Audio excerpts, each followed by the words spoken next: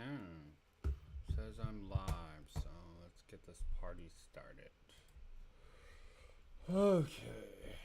Let's wait until we see that the feed is weed.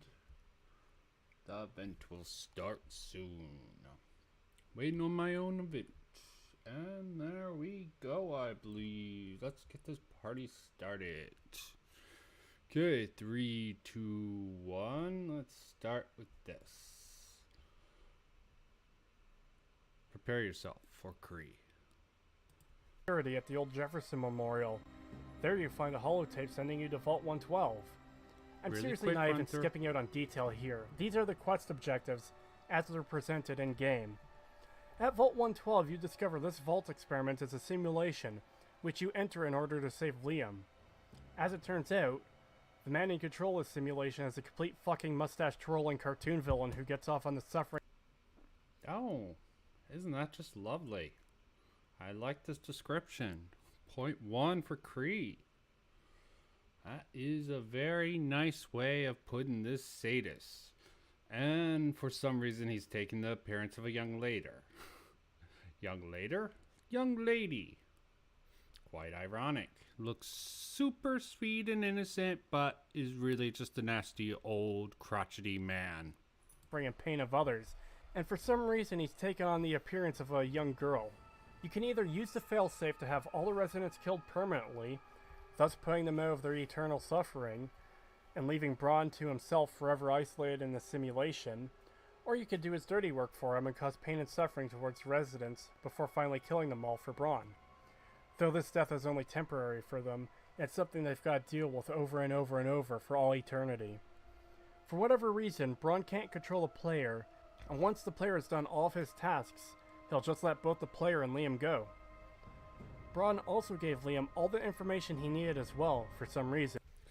Oh, I must say, it's such a dry read. I'm guessing he has no problems. He's just covering this all willy-nilly and trying to give it the little pizzazz that he likes to whip out when he has no real criticism. Just passive-aggressive anger, I'm guessing. I could be wrong on that. Which makes little sense to me. Considering the fact Braun is a through-and-through psychopath who actively enjoys the suffering of others.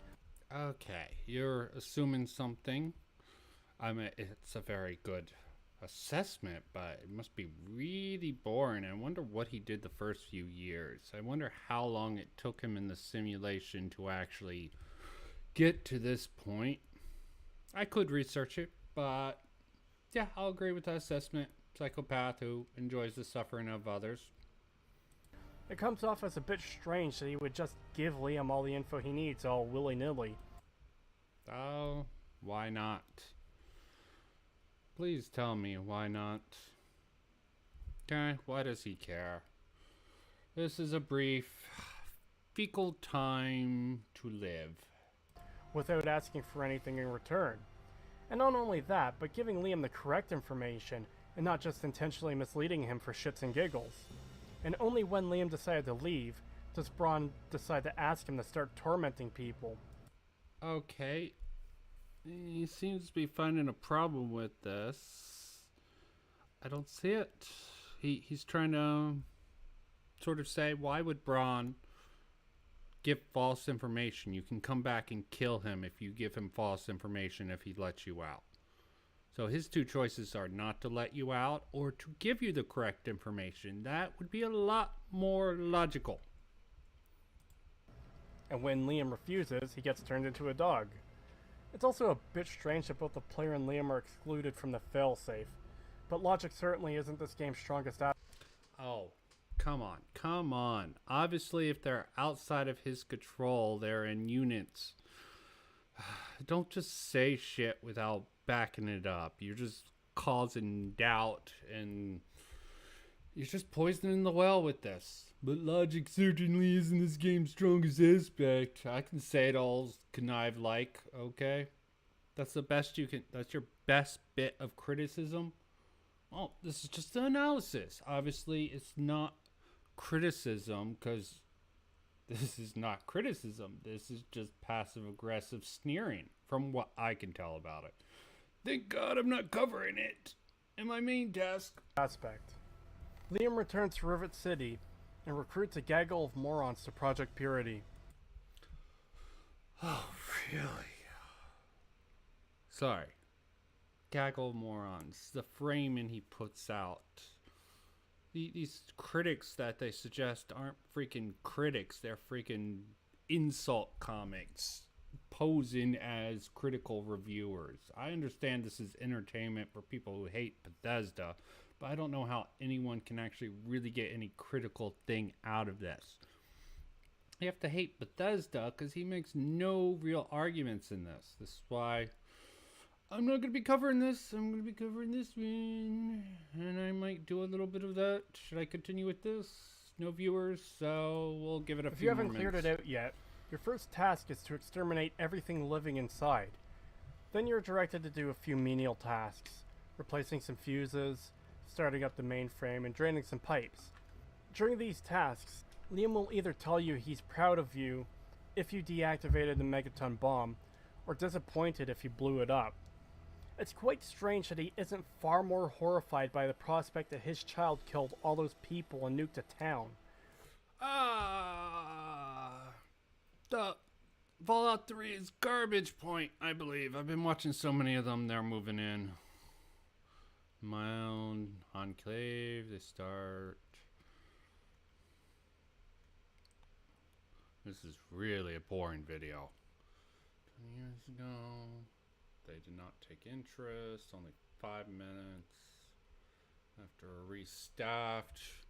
So you're assuming that they aren't actually monitoring this site. You think those iBots are just for propaganda, I guess, and not for monitoring the DC Wasteland? That is more of a joke. Yep, just came from the Mr. Caption video, and I don't understand how Creed... I'll get to that bit. Why not? Is it better than you think?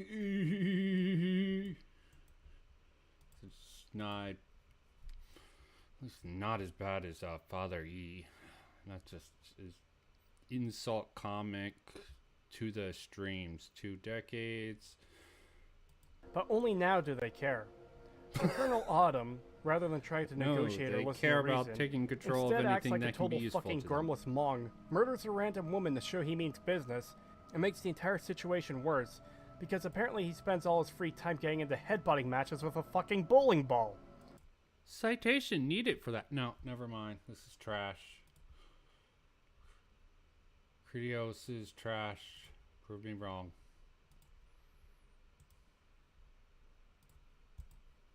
That's a joke, by the way. I haven't made my assessment yet, but if I was to guess if he's trash or not, I would side on the trash part right at the moment. Or garbage.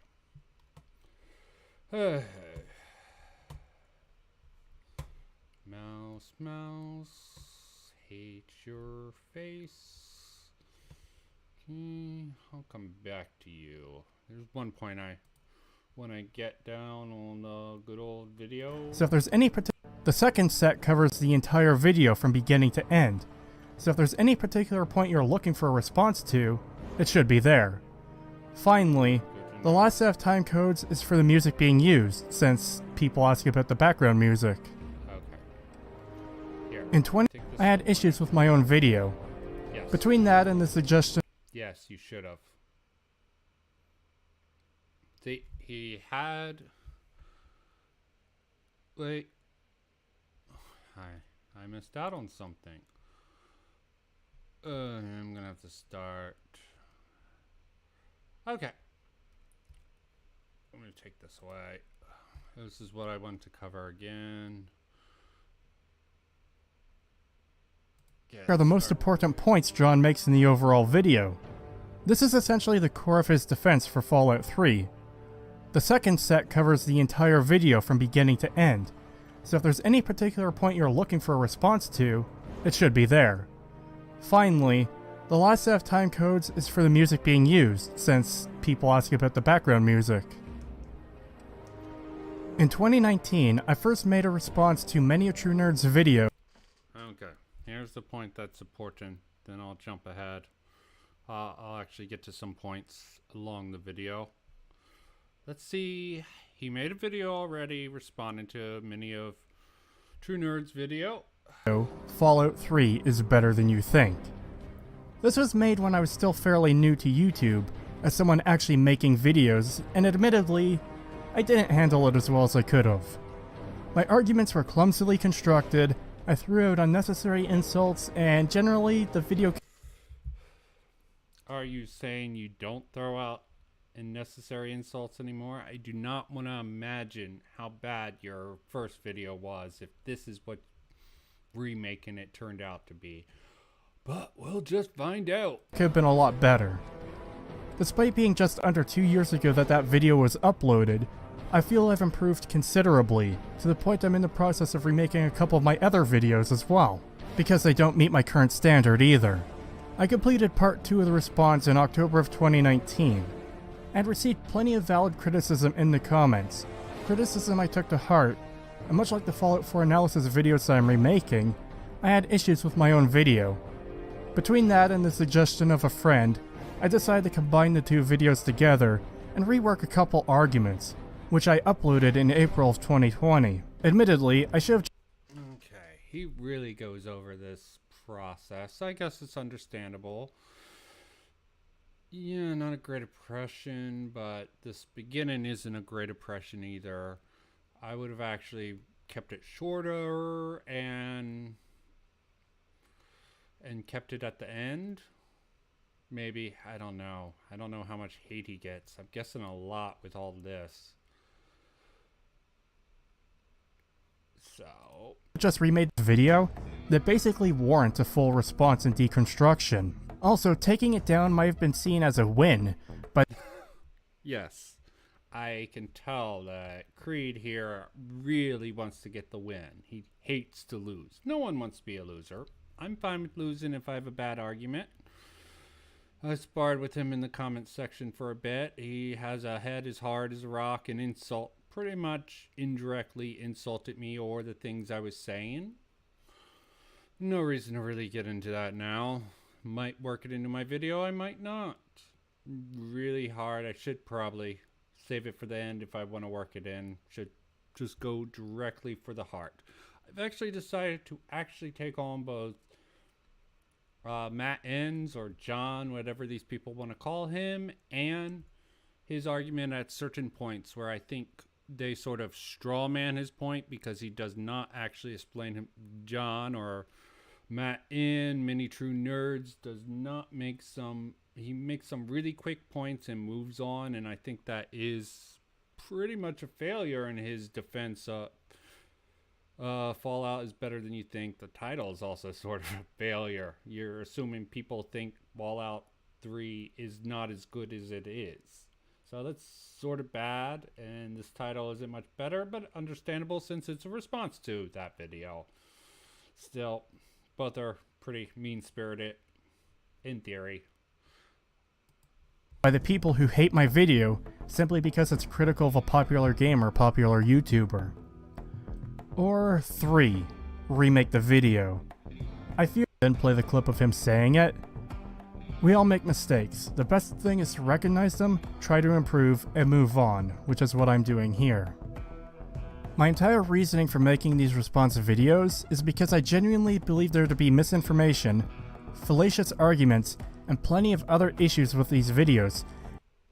Yeah, and I think you're just as bad. You don't write... You're actually even worse, I think. We'll get into it. I need to go through the beginning again. Wrong for liking Fallout 3, nor am I here to say you shouldn't like Fallout. You're just saying Fallout 3 is an objectively bad game and can't prove entirely. 3. It is entirely possible to watch through this entire video and agree with every single point I make and come away from it still liking the game. For some reason, it's become a somewhat common sentiment that I won't let people have their opinions or that I can't stand that anyone else likes Fallout 3. No, but you like arguing when people criticize you. Understandable. But it's still a little sad. my conversations with you. Some people I think you should ignore. Seems like he's had some comments since I last did it. Let's go. And the first ever Fallout in 3D, so some stuff had changed, and change is never universally liked. But aggregated reviews of both critics and the public were generally very positive. The game sold well, and 5 DLC packs came out throughout 2009. It's worth noting that positive reception doesn't necessarily.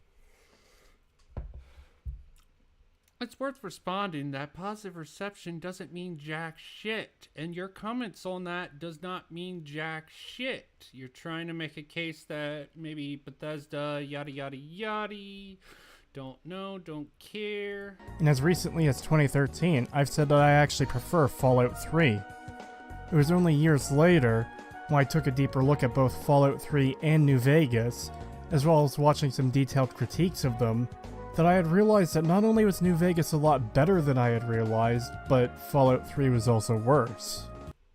And maybe you're just a sheep who got railed by someone with a slick tongue. I don't know. I think you should at least, maybe there are good arguments against it. I don't hear any good arguments against it. Oh yeah, okay. Another reason I wanted to go here. Yeah, whole context. Especially true among older Fallout fans. So we got 2 Fallout games, both generally well regarded with plenty of DLC within a couple of years of each other. So I'm sure everybody went on to be really pleased that we got to enjoy 2 different games in a franchise we all love. I'm the overseer's daughter, so what? Like I get any kind of special treatment. Revelation 21:6. That didn't happen. Instead, something odd happened. It wasn't enough to simply enjoy New Vegas more than Fallout 3, like having a preference for the mechanical or narrative direction it took. No. For some people, if you liked New Vegas, you also had to dislike Fallout 3. Yeah, that's really a sad case. I mean, you can't argue with his framing here, and I'm pretty sure Creed's going to. So let's just you weren't a true Fallout fan unless you thought Fallout 3 was garbage, Bethesda were trash, and Todd Howard was your sworn nemesis. And that's not fair. So I want to examine Fallout 3. It's not fair, but it can be fun. You know, sports teams really shouldn't be enemies with each other. They're just competing in sports, but people get really into that rivalry. Yeah, I'm saying that wrong, but who cares? Because Fallout 3 isn't just not bad, and it's not just good. Fallout 3, despite some issues we'll also be discussing, stands up alongside all the other games, and prepare your angriest comments now, because to my mind, in some ways, I think it's actually the best Fallout game of all. So already. Okay. Here. Yep. Already he's poisoning the well. Not like it's a trick that you don't do yourself. And being incredibly reductive about this discussion. Everyone knows everything at this point. Don't assume. You see, Creed here makes the assumption that everyone coming into his videos already knows everything about this war, because that's the only people he's going to get. Matt N's audience is going to be different. Not all of them are going to know. Not all of them are going to be diehard haters. They'll be like, really? They thought about this? He's not poisoning the well, per se. I mean, I do find problems with his one statement of this. It's extremely bad framing, but there are some people who feel that way.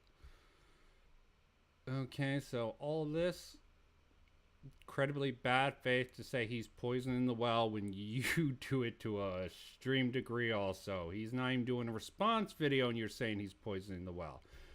Simply just because everyone knows about it at this point. Not everyone does. That's the point of these videos. You don't treat your audience like they're new to your channel, and I think that's really disappointing.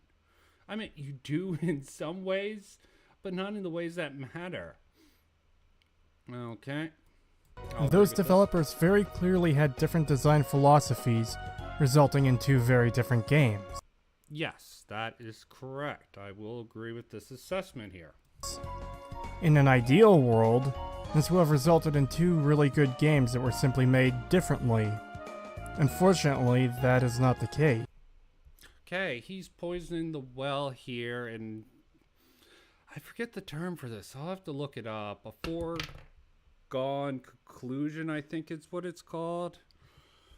Foregone conclusion, when you have not made any arguments. Maybe you made Creed loves to kick the can down the road, or cite sources outside that haven't been made yet. I found this to be very obvious. I'm confident in saying that by the end of this video, I can not only prove that most of John's defenses Don't talk about it, do it, okay? Don't say at the front you can prove it, actually do it. Poisoning the well or trying to make some claim to authority. This is some bloat that makes you seem like a pompous jerk in reality, okay?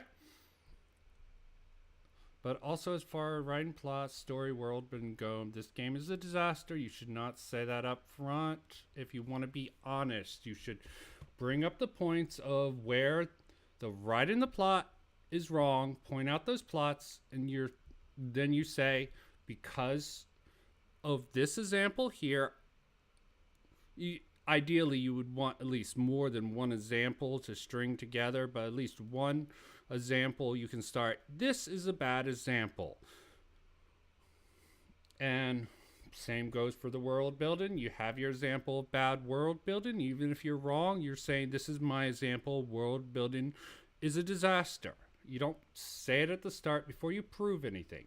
And he's saying he is starting off on the wrong foot and getting hostile with people he's supposed to be trying to.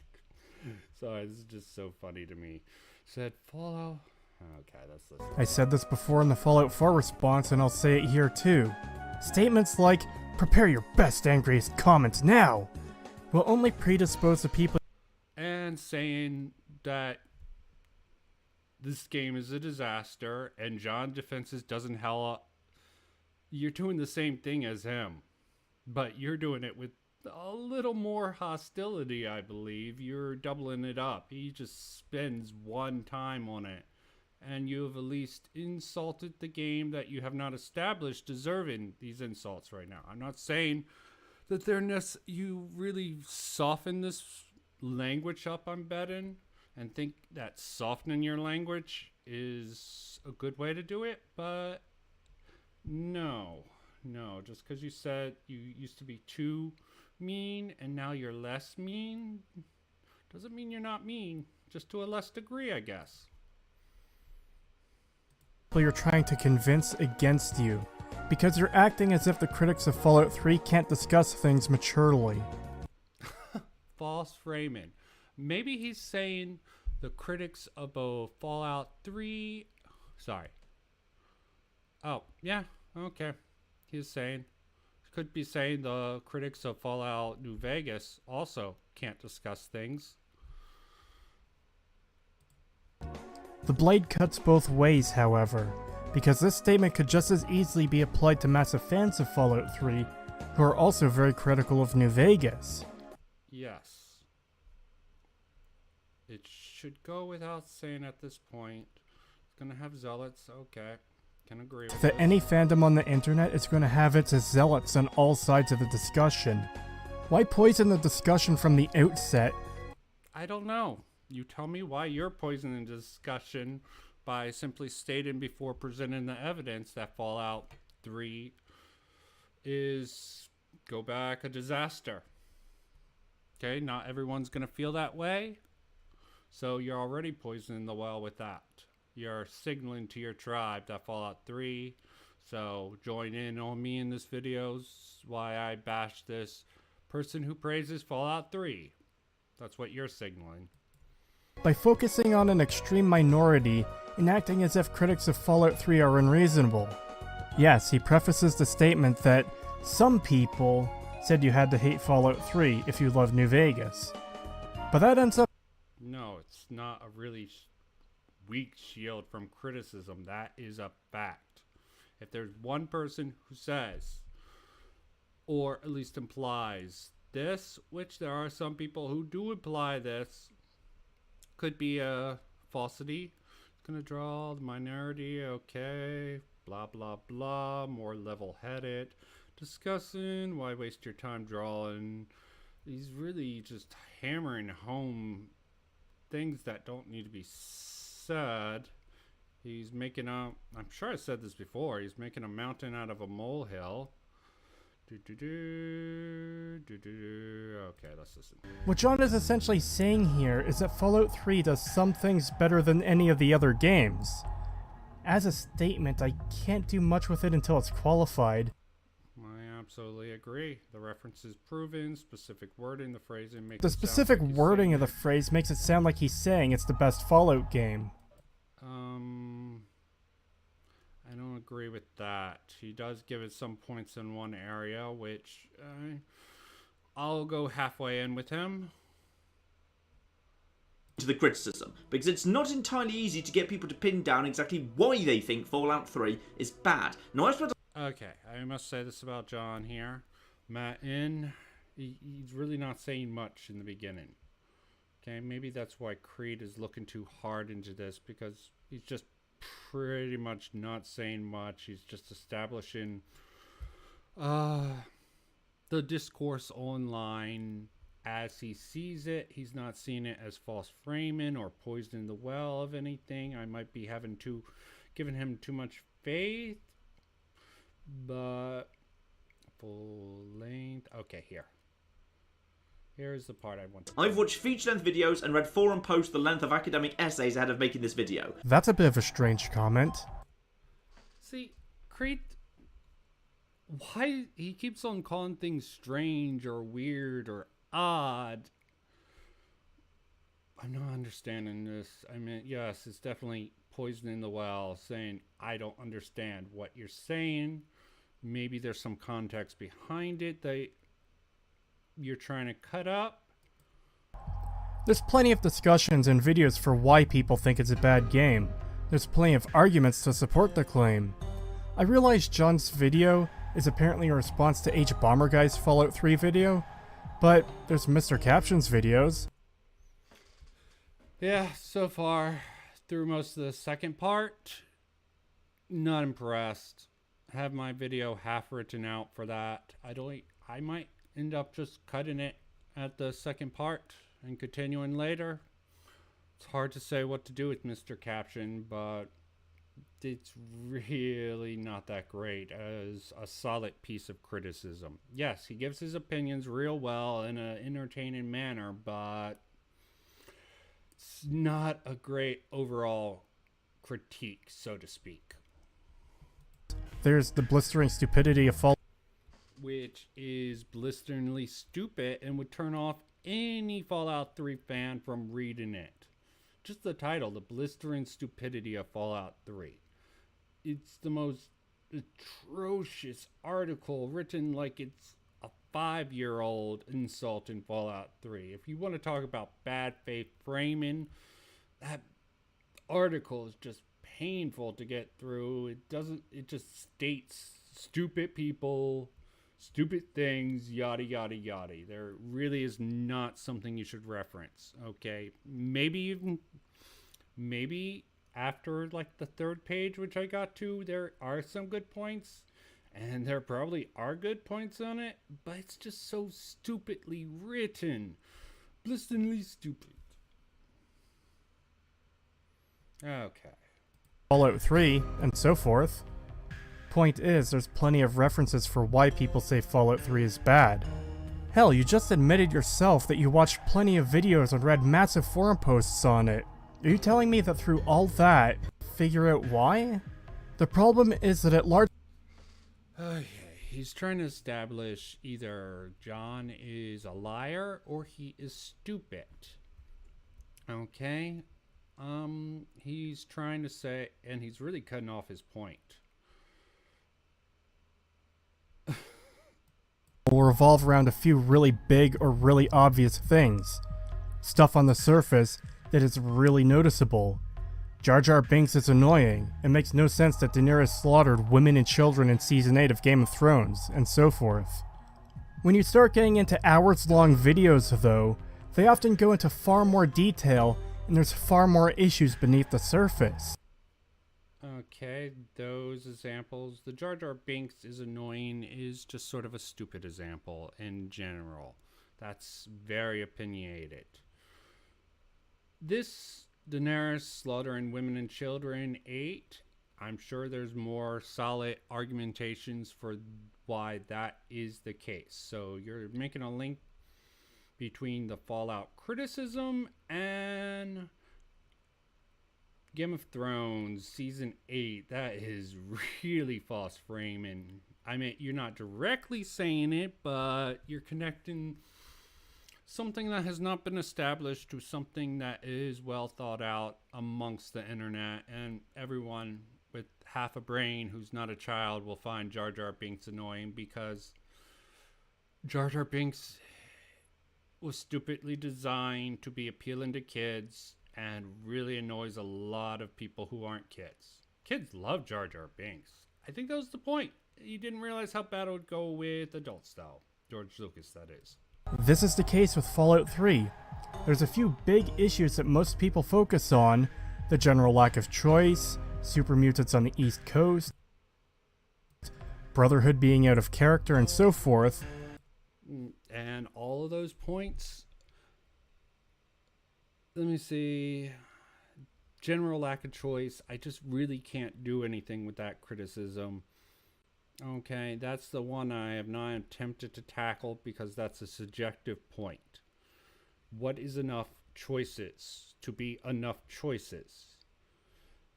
See, that argument, super mutants on the East Coast, Brotherhood being on the East Coast and out of character, none of those really hold up under serious scrutiny unless you're a freaking fossil who wants everything to stay the same. But Iceberg, just because he's aware of them, he will bring them up throughout the video. I am curious how Creed here is going to respond. People are bad. Why people think it's bad when there's plenty of reference for it. Now, I spent a lot of time. Yes, but they don't actually have to agree with those points. I've gone over all of them. Well, I haven't gone over this one. I've even gone over your other video. I've gone over places in your video where I don't agree. A lot of kicking the can, a lot of... Probably the biggest one I've come up with is alternative suggestions. Bomber guy was just... Oof. I pointed out and I raged out. Then I did a more thoughtful video on some of the biggest offensive points of criticism that are inaccurate in his other video. But that is besides the point. Time looking into this. I've watched feature-length videos and read forum posts the length of academic essays ahead of making this video, and I think it's fair to say that one core idea keeps coming up. Fallout 3, contrary to what you might think from its title, isn't a proper Fallout game. Yes. You're saying that without. Title does not mean it's proper Fallout game, much in the same manner. See, false equivalency. Fallout game. Much in the same manner that J.J. Abrams' Star Trek isn't proper Star Trek. Do I really need to explain this? Oh, condescension. Very nice thing of condescension. Sorry. He's trying to actually get to the core of this, and you're being very condescending towards him in this response video. Series does not match the same design philosophy that I will agree with, or level of quality that has not been established. This, no disagreement, crafted with the same design philosophy. Okay, does it make it not a Fallout game? Maybe what Bethesda does with Fallout games is better than what Obsidian... Oh, don't get angry at that. I'm just doing a hypothetical out there. But you have a baseline assumption. Previous entries in the series set based expectation and standards for future works. It was a decade between Fallout 2 and Fallout 3. Okay? Should be no surprise that Fallout 3, a game that entirely ignores many of the aspects of its predecessor. See, I heard the exact opposite argument in the freaking Mr. Caption video. You'll have to wait on that in case you're watching this live stream later. But no, the criticism at the end of that second part is it's too much. It takes too much from its predecessors. So why did you suggest the homework of Mr. Caption when he's making the exact opposite argument? Has far more difficult integrating itself in the proper than any. Let's just listen. Has had far more difficulty integrating itself into the series as a proper Fallout game. Did you hear that tone? Proper Fallout game. Can't just get some of this mighty tone from reading the text. Just look at any terrible fan game as an example of this. Like... Horrible example. Hunt Down the Freeman. Fuck off. That's really craptastic comparison there. I think establish why you think it's a fair criticism. Don't just say it's fair criticism to say it's not a proper Fallout game. I'm thinking fan game comparison is pretty apt. I don't. Todd Howard, he won Essential Canon Fan Game, if you were to be honest. Now, in case Fallout was your first game, original Fallout was just about to... Fallout games, just Fallout 1 and 2 that is, it's just about everyone has quietly agreed to pretend Tactics and Brotherhood of Steel don't exist, were isometric, turn-based RPGs with a focus on open-ended exploration, quests with multiple solutions, and a sense of pitch-black humour. Now, if that all sounds a bit similar to New Vegas to you, gold star, because plenty of folks who worked on the original Fallouts ended up at Obsidian, where they did indeed make New Vegas.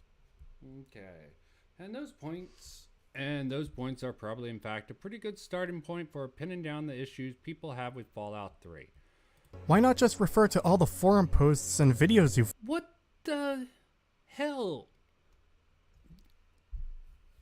Why does Cree think he should be able to tell John how Matt In should conduct his video? Why build this argument based on what people think Fallout 3 is bad just because Fallout New Vegas came along and did just about everything much better? You need to qualify that statement. You yourself said you started out with Fallout 3. You liked New Vegas. You thought Fallout 3 was good until you watched videos on it. You're a prime example of why people think that New Vegas came out and did everything better. It did not change because of New Vegas' existing issues. It would have been regardless whether or not New Vegas existed or not. New Vegas made it easier. Newer fans had something to compare. And he goes with the H-Bomber guy, food metaphor. This is extremely lame. I don't want to hear him do a H-bomb quote. You have something to compare it to. Yes, but if it's an unfair comparison, crap. Overall, I'll just listen. Alternative approaches and solutions, and overall it doesn't facilitate role play and choice. And I think all of that's a very strange conclusion to come to about Fallout 3. But I'm getting ahead of myself. Let's start, appropriately enough, at the beginning. And take Okay, it's one subject matter I did want to avoid because subjective as all hell. I've thought about this a lot. Okay. At Fallout 3's opening and what that tells us about the game and its developers' intentions. Okay, and this is a crap argument. I think this is a crap argument on both sides. Okay, I think I'm going to make this my first point that I will deal with. I guess I'll talk about all the false framing. He accused of some sense of projection going on. Oof. I'll just bring this up. Is what I have so far. Okay. Gonna have to occasionally do this. Okay. Save. Oh, yeah. Yeah, I covered that already.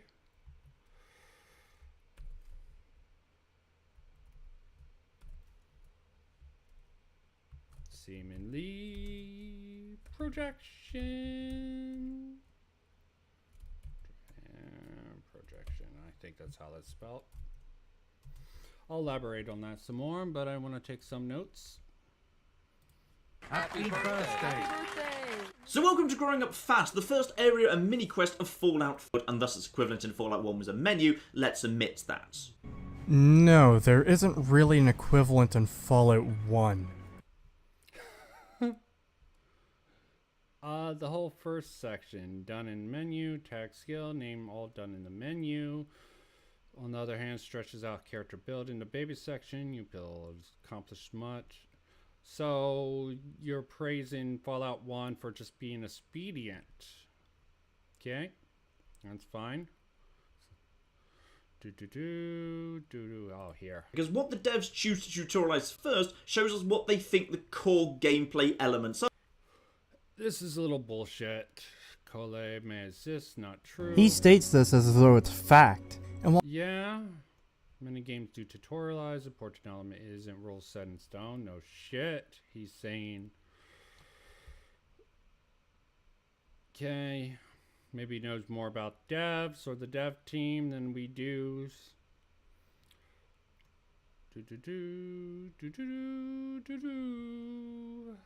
2.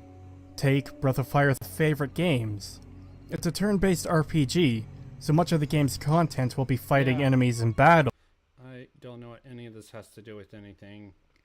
Morrowind doesn't really tutorialize. Okay, you like shorter beginnings, Cree. Judge Dot. This is why I'm saying this is completely subjective. Introductory sequence Bethesda did, compared to everything. Instead, we start off by explaining scientific principles that underpin this world's technology, seeing that technology in action, meeting characters, engaging in conversation, learning about the universe, because the Mass Effect team understood that what makes Mass Effect work isn't the gunplay, it's the universe and the characters that live within it. So I'm a bit surprised that this needs to be said, but lore and characters are not game mechanics. Yes, he is not saying. He's saying the most important elements are displayed first. I don't know. I can't believe this needs to be said. He's making a really weird argument, and it is very slippery. I will agree with the slipperiness of this argument, but you don't seem to be understanding the most important elements. In Fallout 3, it's the game mechanics. And Mass Effect 3, which it could confuse some small-minded people, they believe it's not about the actual gunplay, so they're doing the world-building elements.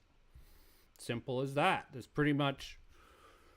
So yeah, he's sort of actually skipping a step.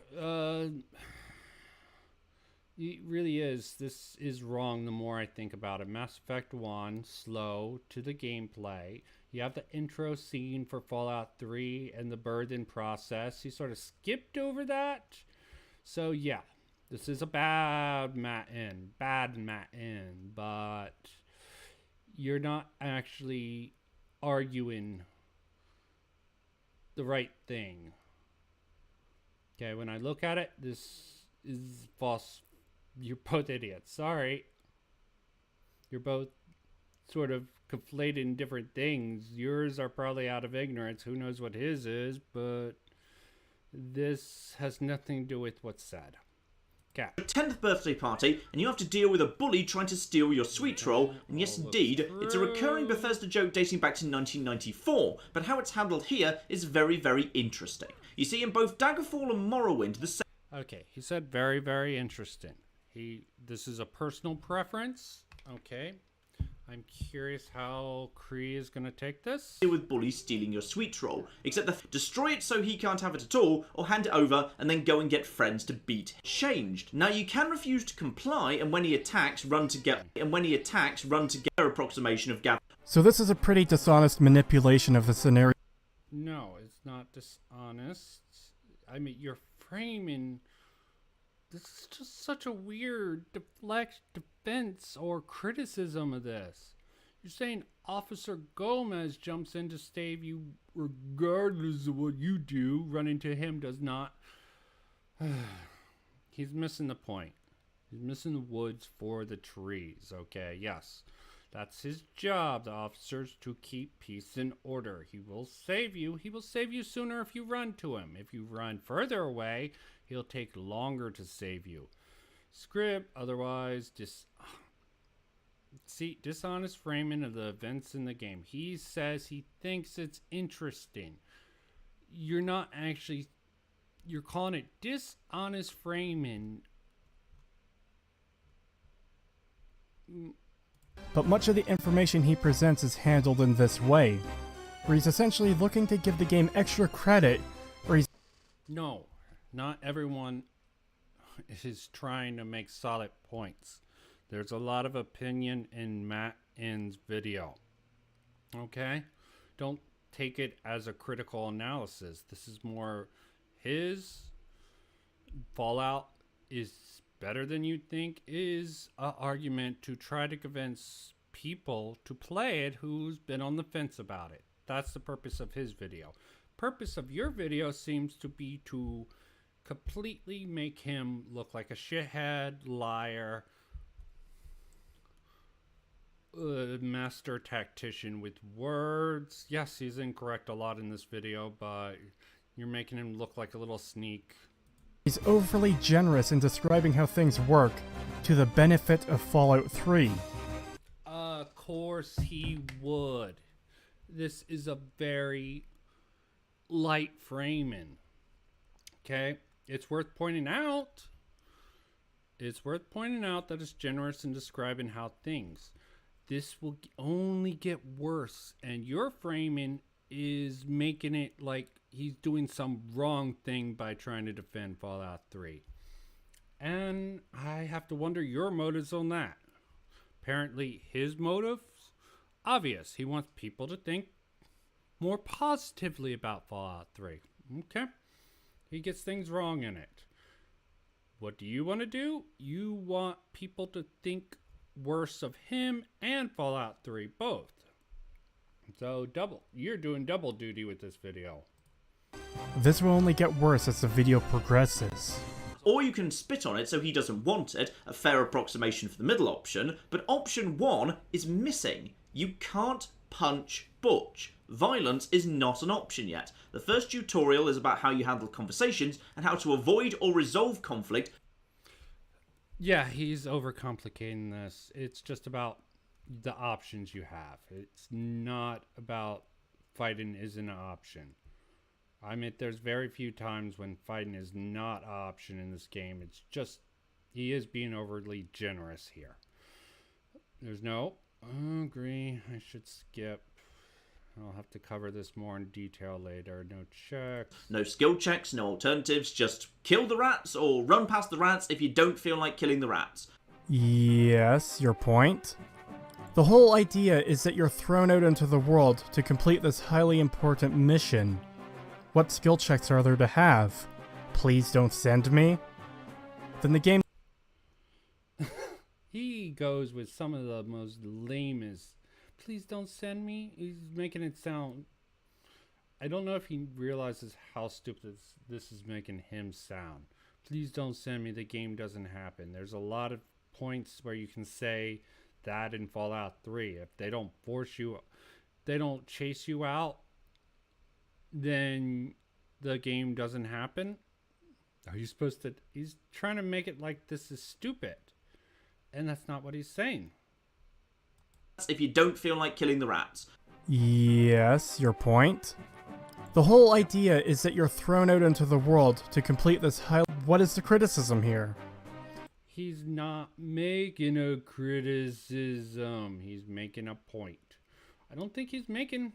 Maybe he is. Let's go listen. This only appears to be a last resort if you overanalyze in an attempt to defend it from criticism. Exactly. You are overanalyzing to make it seem like he's defending it from criticism. I'm just going to skip this. This is a headache. I'll have to break it down easier. Can't do it a live stream as I thought. In April of 2016, he uploaded the first episode of his survival mode run of the J. Sawyer Director's Cut mod, and in this episode, he goes to both the submachine gun and the chem set. Oh, this is beautiful here. Beautiful freaking... I mean, his argument is fallacious, Matt N. His whole freaking thing about the importance of it's sort of a bullshit ass pull. I mean, it makes some doesn't make logical sense, but it sounds nice to say. Most important. So now that he's set up his claim that developers tutorialize the most important aspects first, Which is a little bullshit. You should just call him on bullshit. Do you just call him on bullshit? he goes on to give this example about New Vegas teaching combat first, and saying skill checks don't come in until quite a bit down the line. Okay. Still checks. Okay, and you're using... This is for a new player, okay? You're not in a tutorial zone. Okay, they don't force you to do any of the stuff he's going to talk about. You can go out the door. You don't have to do it. He knows this. And he makes him to be a liar. Broken.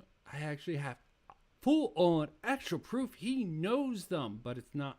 There is no tutorial section, no direct.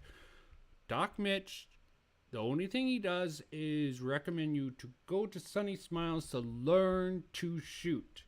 It's not even a direct forced tutorial section like in Fallout 3. As simple as that. Let me put down this point. Okay. Okay, I think this. So now that he's set up his claim that developers... Okay. 25. Definitely gonna have to focus on this.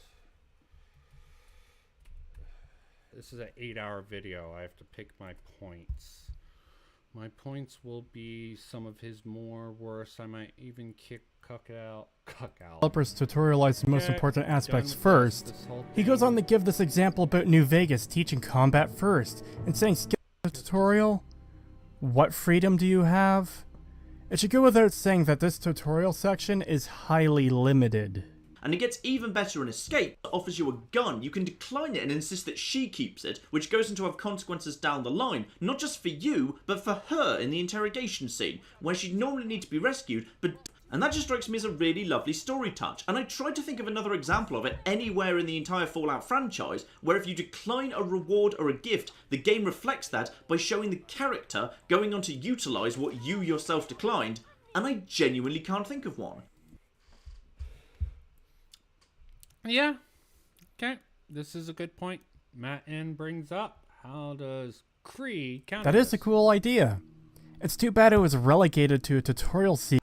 Oh, he's just gonna simply degrade it because it's in the tutorial section and not used anywhere else in the game. Yeah.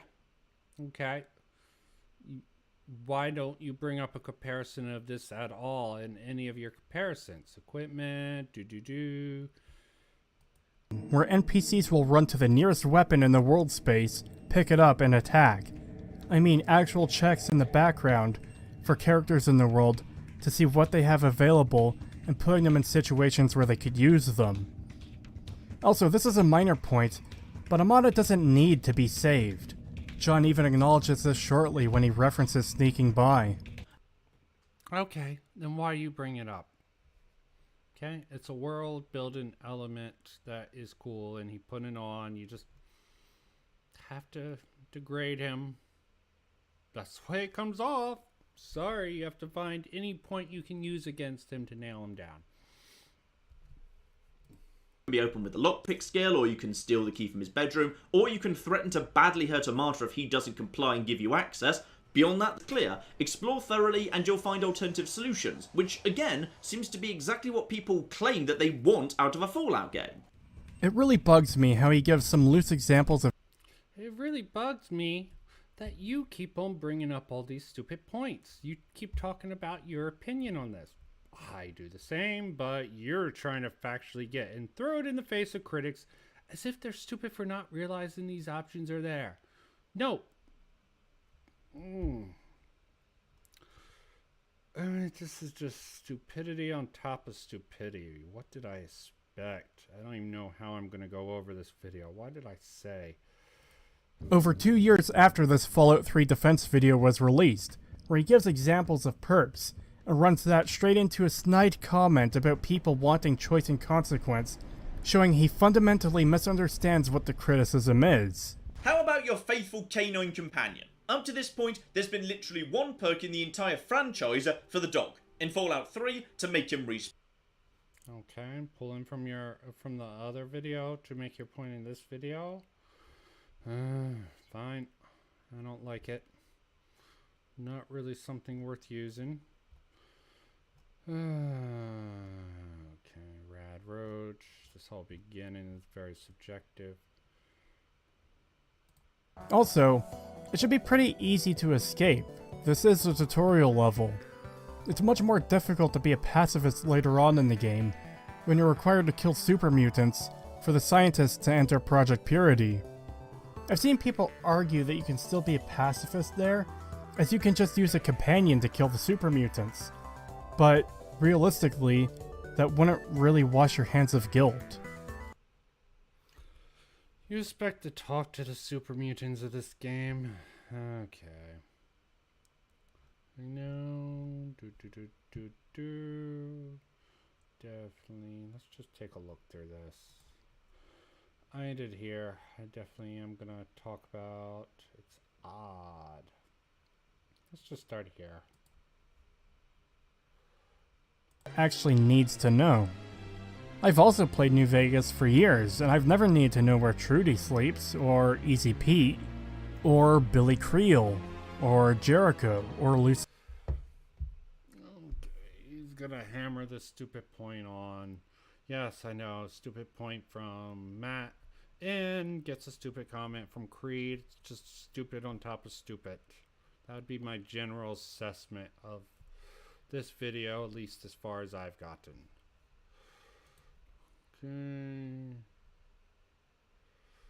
Okay. Creation should have just been a menu, like in Fallout 1 and 2. Okay.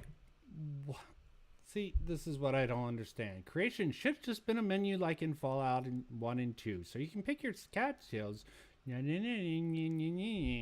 vault of knowledge, your tech skills, please check. He's making this like it's a good freaking point to be making. It's not. So you pick your tag skills before you spend any time in the Really vault. likes this argument here. He's bringing up in this one. Okay, what ifs don't interest me. They are a waste of time. I actually want. You wanted to go back in time and design this game? Go ahead, build a time machine. You're wasting. You're critiquing something for your bitter idea, and I never like that. I don't even know if I'm going to bring it up. Definitely a point. Had Bethesda thought to do things this way. For example, if unarmed is one of your tag skills, you could threaten an intro would not make up for the lack of choice in the rest of the game. I've also seen He's really repurposing his video from a complete analysis. He must have thought it was so great he would just cram it right in here. It shows he has no faith in actually coming up with anything new. of Vault 101 start things off with the wrong ethos, but that's kind of the entire point. You start the game in a tiny, cramped, dark environment because it makes the wasteland feel so much bigger when you get there. I think the complaint is more about the length. Starting with a... Yep. The length and the fact you can't actually do any mental gymnastics in your head. Okay, huge, wine. About the same as any other Bethesda game. They're huge, full of plenty of dungeons and NPCs and... stuff. Morrowind and New Vegas I like that. And stuff. What's wrong with stuff? I like stuff. Stuff is fun. handled their openings best. They got character creation out of the way, and set you free into the world to do as you please. Fallout 3 feels the need to fill out your character's entire backstory for you. No, it helps you fill out your character sheet. There is a difference. Some people have their DM help them fill out their backstory. Some DMs actually require them to help you fill out the back sections. This is not a free form role-playing game. This is a custom role-playing game where you get choices. You can pick your race, your sex, all sorts of things. You just are limited. Okay? You and introduce you to a whole bunch of characters that end up not being all that important. Not important to you. Okay, some people will get some development, wish they could go back, be like, it'd be nice if I had Amada as a companion. I really liked her. She was a good friend, despite me actually beating her up with Butch and their friends. You were a bad friend, man. Now obviously, I can't objectively prove that these starting sequences are bad. Yes, that is correct. Why bring it up? People who play these games. In H Bomber Guy's video, he points out that an alternate start mod Yes, appeal to popularity. I know there's a much more a Latin sounding term for this, but it's really it doesn't hold up. Appeal to popularity, as weak as it is, it's even weaker in this case. Appeal to popularity, illusion of choice, nothing more. You need to establish illusion of choice later on and not. See, illusion of choice, illusion of choice. Come on. Do narrative tripling. Are you not going to do the narrative tripling by saying illusion of choice 3 times? Oh yeah, you disappoint me, Cree. Should do the narrative tripling. Much better way to do that. Impact, John. Well, I'm not, really. Remember, this is a response video. John is spending a significant amount of time hyping up these choices as being in the video. Now I love Megaton, and that's partly because it has great visual design, because it's easier to get attached to a place if it's visually distinct. For example, I'm pretty sure Yeah, he's saying nothing here. I know where everybody lives in Megaton and in Rivet City, but in New Vegas This is like white noise to me. I'm like, a drool comes out of my mouth. there's Good Springs, which has a much smaller population. It was only years and multiple playthroughs later that I learned Easy Pete. Even I can agree this is some crap.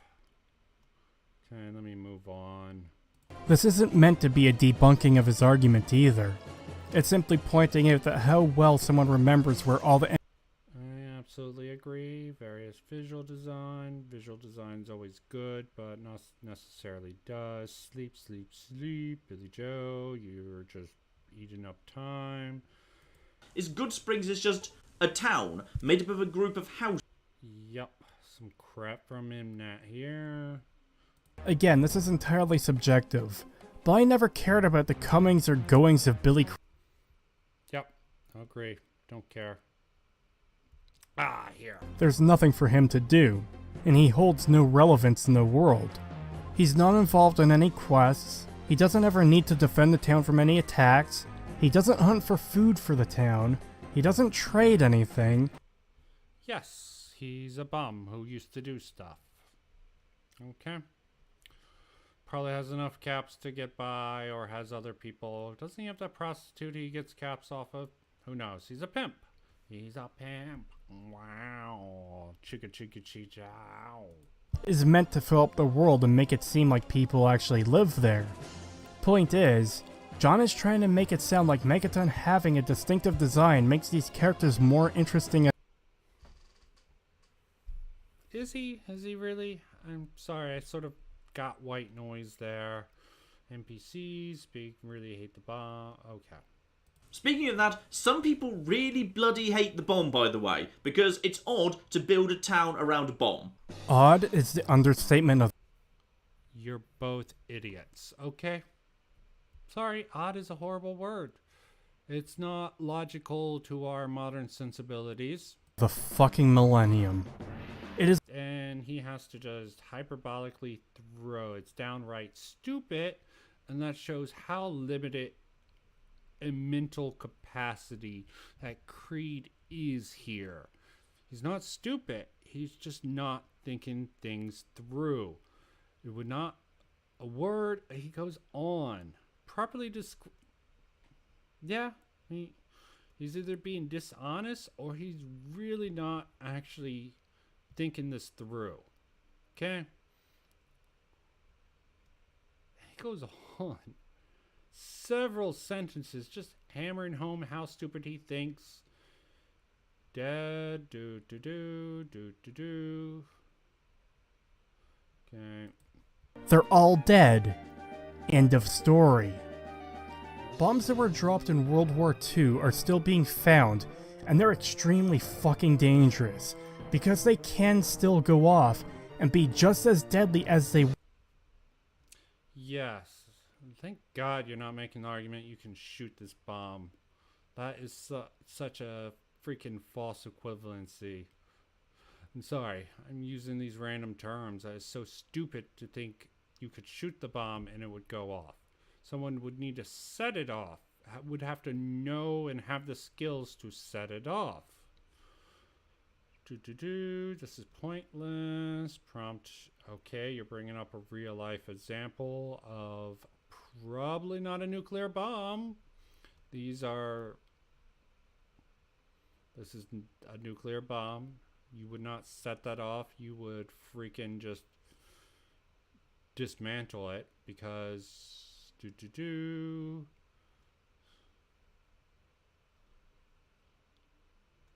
plane crash, that location, the creator now, plane much wouldn't create. Okay, good, he has this point. This is a bit too much, as a plane wouldn't create a crater that deep. We're talking literal tons of soil being displaced as a result. This is one of the only times I'll refer to John's Reddit response to the original video. He dismissed this criticism as a nitpick. Not a nitpick, it's untrue. How deep is Megaton's crater? Can you give it to me? I have my example. I really need to write down that example. Okay.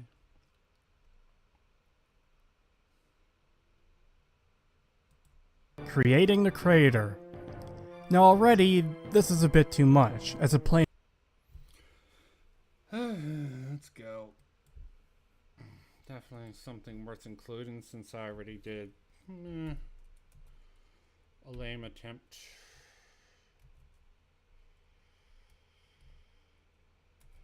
Let's go with 30-ish.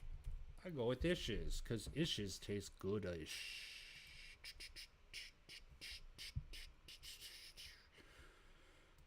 Is inconsistent standards. Anyways, this plane was carrying the bomb that sits in the middle of town. A bit odd that the bomb is placed in such a way that it looks like it was dropped, rather. Okay, let me explain this to you.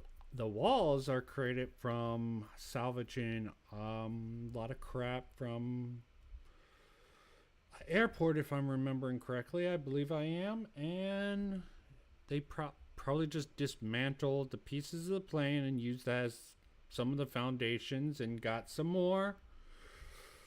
This is rather useless. I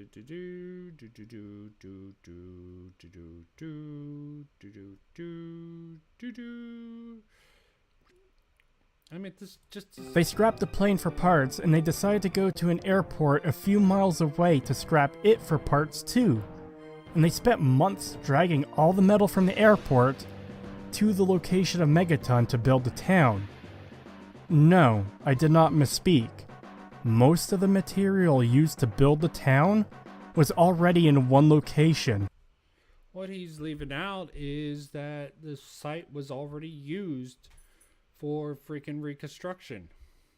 A site, yeah, you need things to do. Cross a dangerous wasteland. Being in the crater's dangerous. Everywhere in this freaking place is dangerous. Being in town's probably more dangerous when they're trading in it. Building a bomb that could wipe them all out in an instance. Citation needed for that. Okay. Intelligent people would know that. Other people wouldn't care. Their lives are crap. Maybe they would embrace the bomb wiping them all out of existence in some weird, you know, you go to the edge and want to jump off way. You don't think, you know, you will pull back from that. You won't actually do it. But if it's an act of God, like that bomb suddenly going off, that's fine. This is not an argument. This is just making a doubt. You're doubting the lore behind it. Because if they had just settled at the airport instead, they could have spent those many months simply transporting the materials to instead build their town at the airport. Okay. Yeah, just because you don't think it's logical does not make it a problem. Okay? Have no defense of it. Neither you have no criticism of that. You need things to do. Do. How conveniently additional. Okay. How convenient. Additionally, John was just talking about how he knew where everyone in Megaton lived, yet he doesn't know the town's history from Menya? He never says that. Okay, yeah, shantification. Here. And it's obvious how basic human needs are being met. So in the case of Megaton, the city has food because the one upside of the apocalypse is that wildlife is massive now, and there are plenty of mole rats right by the side of the town. This is the lamest thing in the video, for Christ's sake.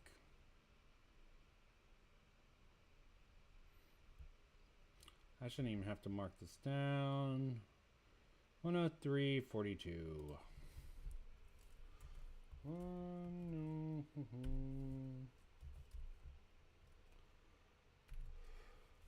42-ish, because I might grab some other stuff in there. Okay, let's give this a go. Skip through this. It's like a minute and a couple seconds between him and John Franks. Okay, he definitely mischaracterized and twist his words here. Not only am I going to thoroughly... First and foremost, there is absolutely no mole rats being a food source for Megaton. There's no evidence that mole rats are not a food source for Megaton. In fact, it is a food source. You know for a fact that mole rats are a food source for Wastelanders because there's a machine that's specifically designed to make mole rat meat tasty. So I assume mole rat meat is rather nasty and you would only eat it if you were practically starving. There is something to support John's claim that mole rats are used as a food source, but you're correct. There's nothing to support John's claim that anyone in town hunts them. Why hunt them when everyone in town is apparently rich? There's hunters around. There's traders around. These people are lazy. That's one interpretation. Said pure fabrication. Said there was. This is pure fabrication here. I wasn't exaggerating. John literally just saw that there were 3 entire mole rats behind the town, and concluded that they absolutely must be the town's food source based on that alone. No, he did not. You're making this extrapolation from what he's saying, but it's definitely going to have to be something I do. Okay. Sure, why not? Whoa, he really takes forever to get to that point. It's practically... Well... I work in these time scale things.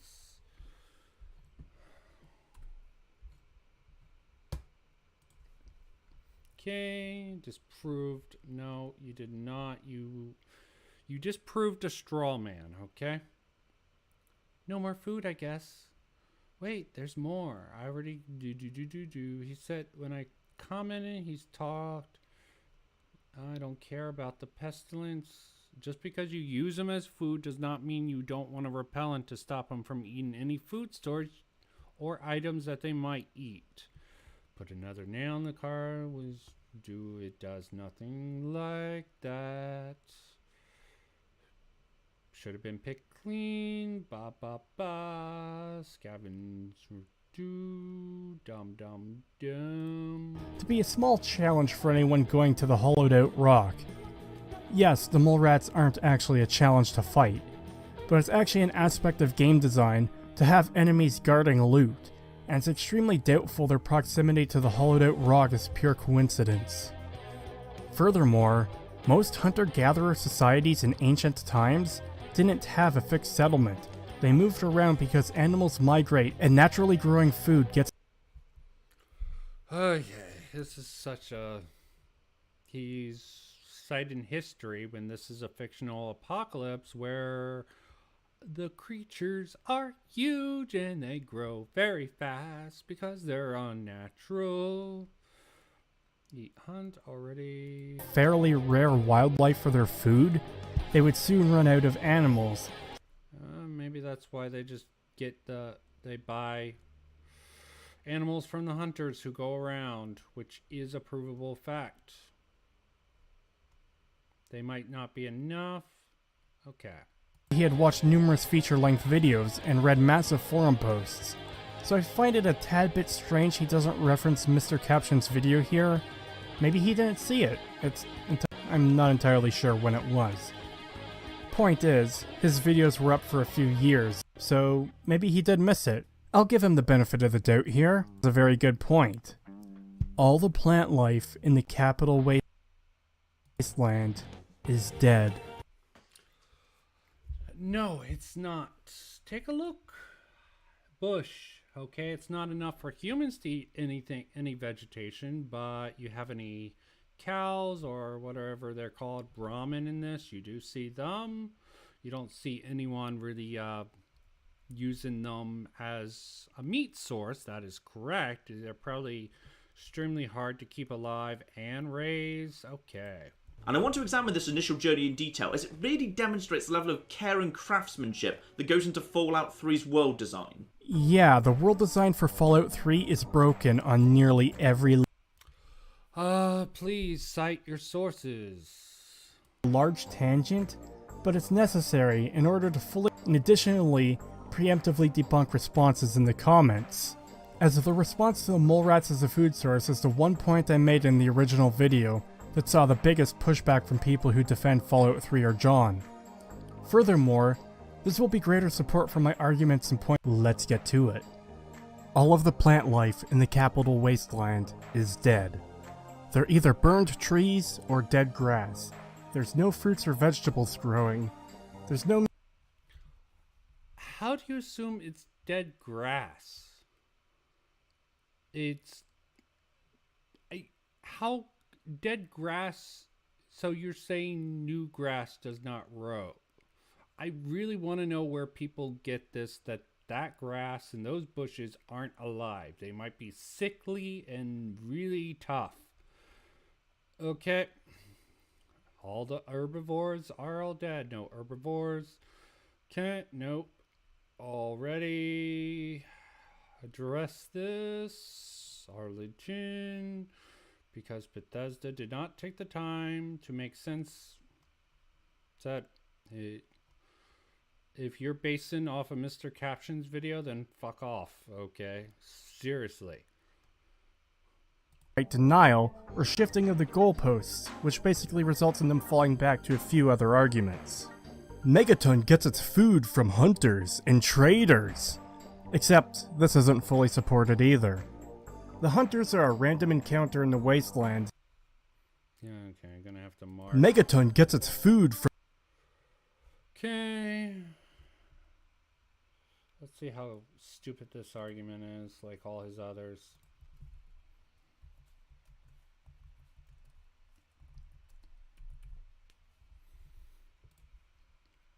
From hunters and traders. Except, this isn't fully supported either. The hunters are a random encounter in the wasteland, and as far as I know, they don't actually go... They don't actually depict their character models going. Yeah. Assuming mole rats are food because they're close by, people may assume that hunter supplies megatons simply because they exist to counters. Best I can remember, they did not mention megaton and say animals literally can't exist. See if you can debunk the claim that plants do not exist. I'm gonna have to actually put that in. Okay.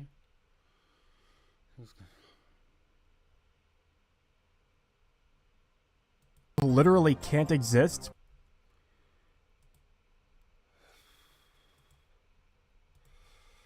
Okay, gonna have have to deal with plants. I should have really...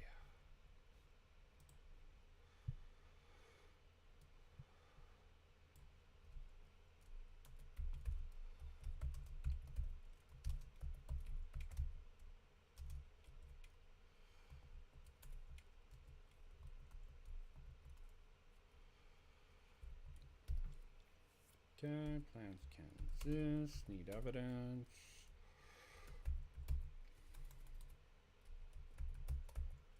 Prove that they can or can't.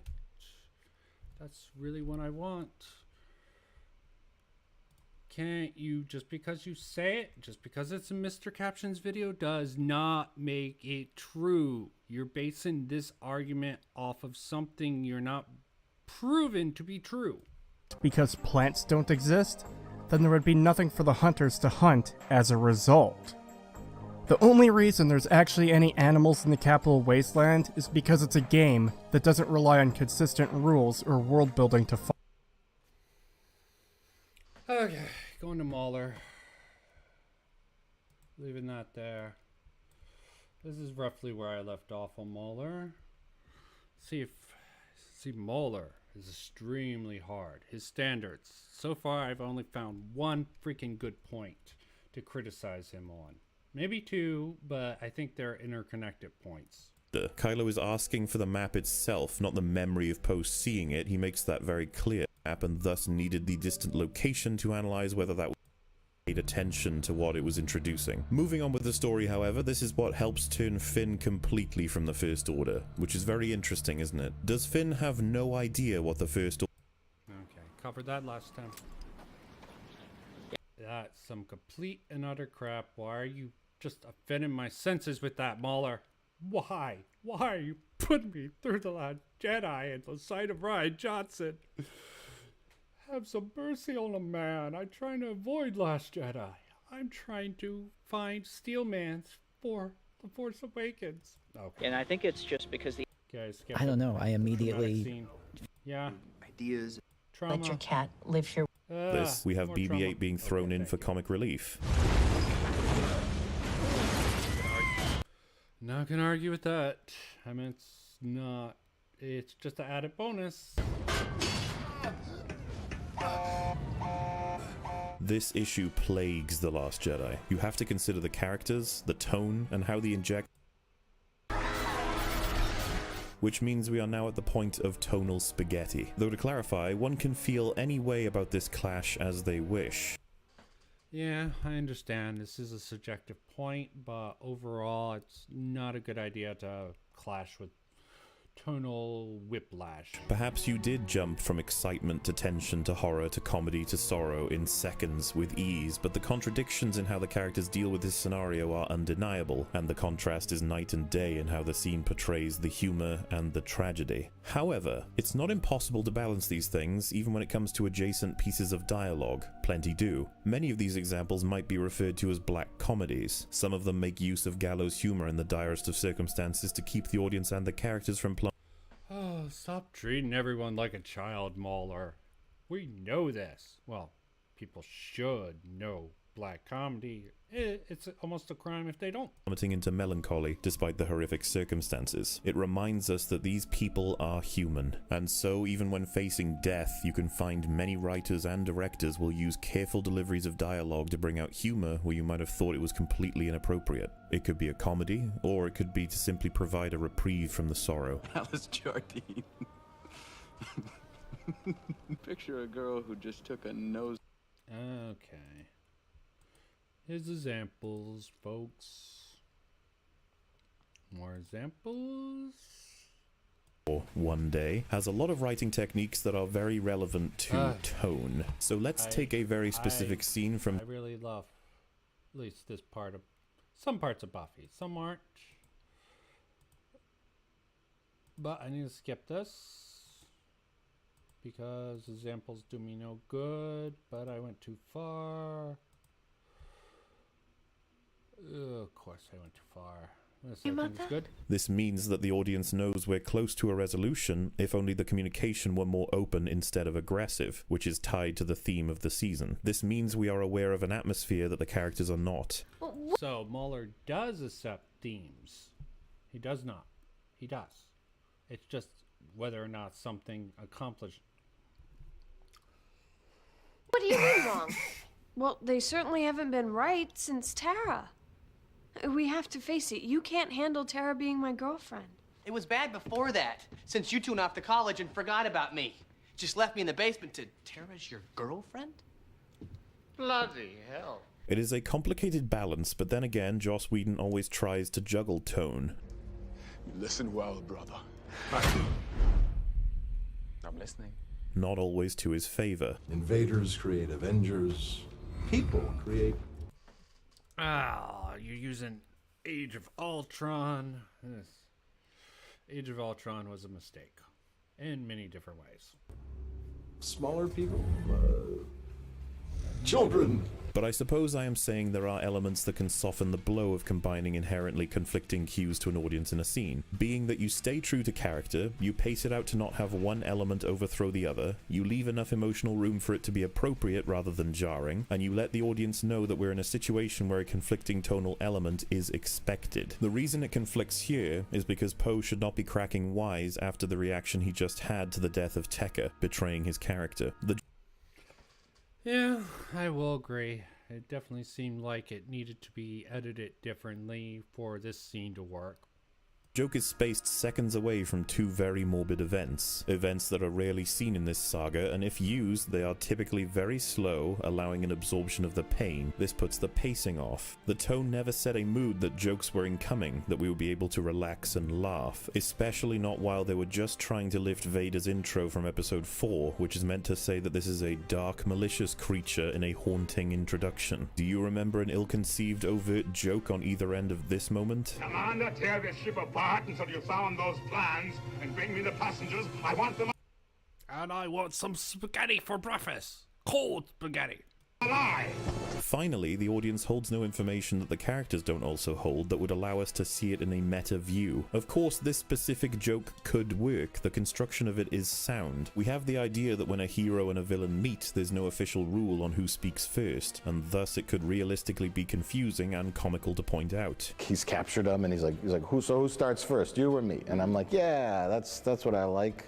I like that. It is arguably a fourth wall joke in relation to movie tropes, but the malicious execution of many innocent villagers is difficult to reconcile after what I consider to be a decent joke. So why would they choose to have this happen? Well, it's profitable to utilize drama and comedy in your story, as it can satisfy the audiences looking for either and both. But certain viewers will be conflicted, and it will take them out of the state of immersion, and of course...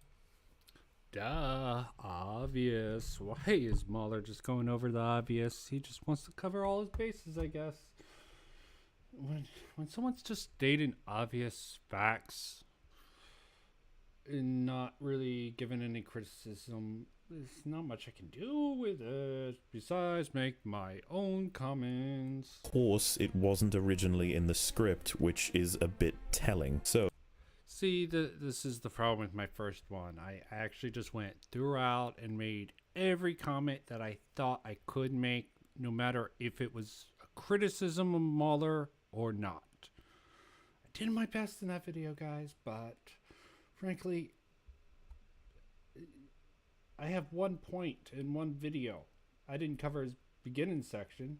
If he makes that point again, I'll have the same point again. Oh, to be blunt, it is hard to balance the tone of drama and comedy when facing that many corpses. I'm not saying you can't find it funny, I'm saying it is contradictive in construction, and if it was to support the idea of the film being dark throughout, maybe it would work as a surprise shift in tone, kind of like what I was talking about in the potential torture scene. But that is far from the case here. The film is very much light-hearted, for the most part. I suppose the lesson is that you shouldn't simply have comedy because you found the joke funny. It's more complicated than that, you know it is. I don't know what it is with this script, but I've just found so many places I can drop Game of Thrones references. It's almost like it just feels right, and I've placed them there whether or not... Well, yay you. You can find places to insert Game of Thrones ding-a-ling.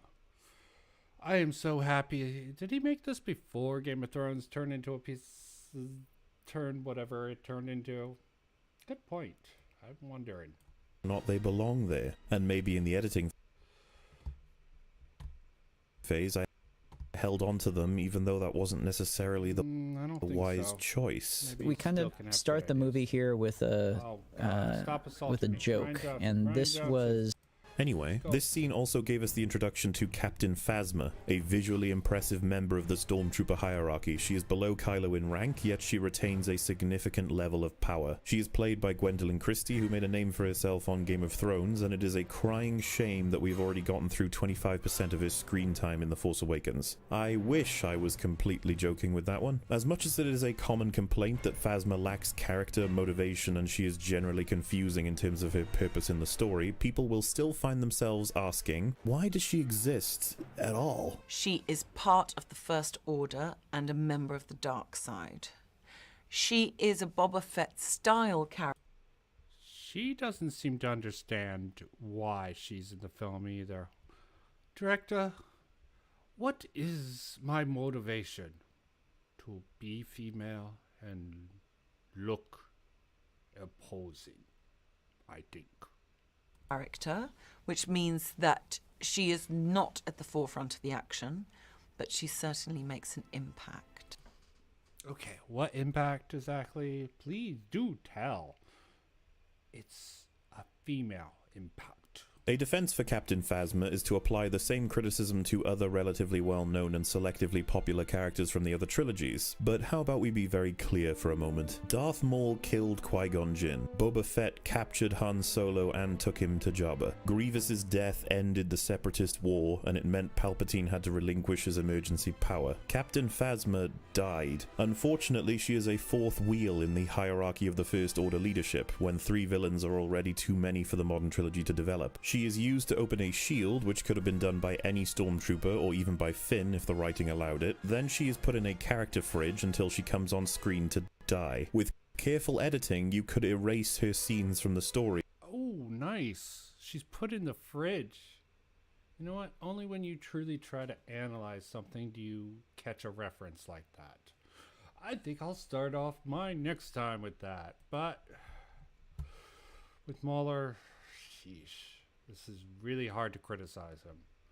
Really want to find some good criticism. So far, I have very little points. I'll have to go over my thing. But I'll just end this now and save myself some trouble. Well, I'm out.